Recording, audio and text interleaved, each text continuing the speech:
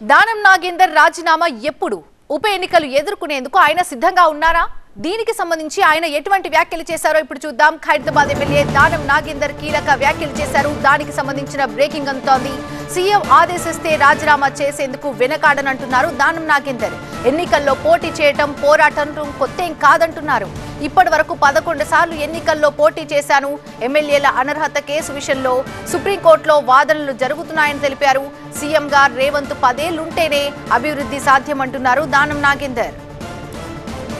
సందర్భాన్ని బట్టి అది నిర్ణయం తీసుకుంటాం. ఇంకా దాని గురించి ఏం చర్చ జరగలేదు.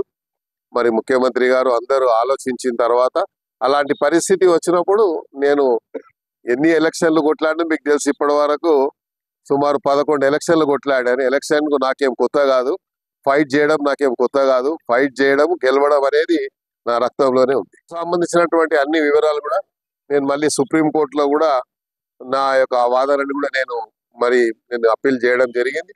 అది ఇంకా కోర్టులో పెండింగ్ ఉంది కాబట్టి సుప్రీంకోర్టులో ఉంది. అదేవిధంగా స్పీకర్ గారి దగ్గర ఉంది. నేను మళ్ళీ సుప్రీంకోర్టు కూడా నా ప్రత్యేకంగా కూడా నేను కూడా అప్పీల్ కావడం జరిగింది. సందర్భాన్ని బట్టి అది నిర్ణయం తీసుకుంటాం. ఇంకా దాని గురించి ఏం చర్చ జరగలేదు.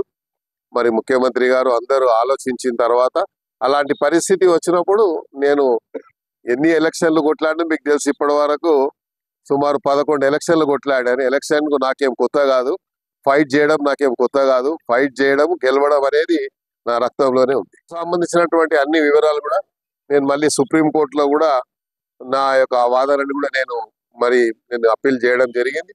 అది ఇంకా కోర్టులో పెండింగ్ ఉంది కాబట్టి సుప్రీంకోర్టులో ఉంది. అదేవిధంగా స్పీకర్ గారి దగ్గర ఉంది.